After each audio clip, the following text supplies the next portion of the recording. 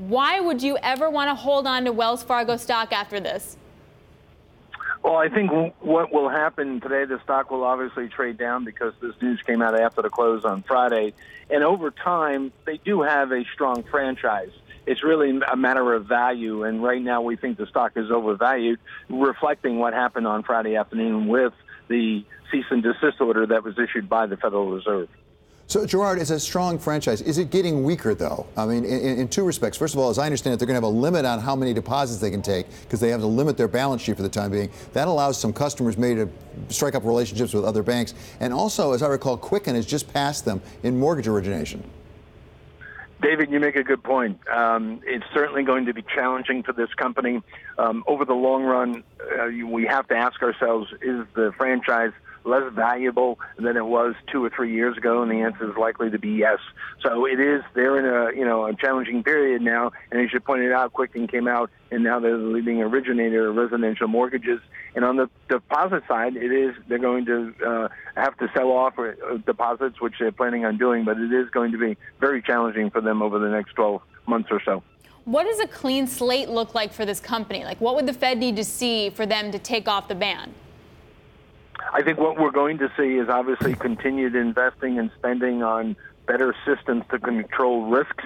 They want to see the management process and to see how they are managing those risks to ensure that what happened with the sales scandal in the fall of 2016 is not repeated. Also, the board of directors has been changed quite dramatically. They're going to replace 3 more board members by April and then another one by the end of the year. So I think what changes at the very top is one thing they're looking for, but also they're looking at these internal systems and the risks and the controls that the company is putting in to prevent another problem like the one they had in October 2016.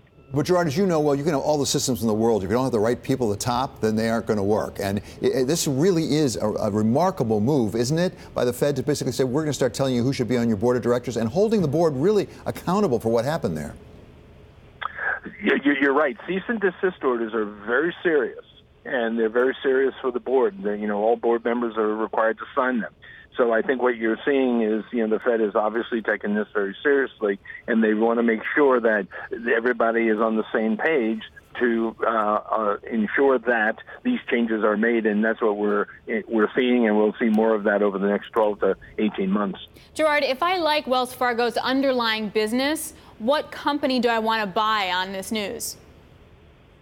It's interesting you ask that because obviously some of their competitors will benefit from the challenges that Wells faces. So Bank of America is a clear competitor that overlaps with them, as is J.P. Morgan Chase. On a product side, Citigroup is one of the biggest credit card lenders, so they'll possibly pick up some market share. And PNC is an asset-based backed lender. They, too, could see some wins here as well.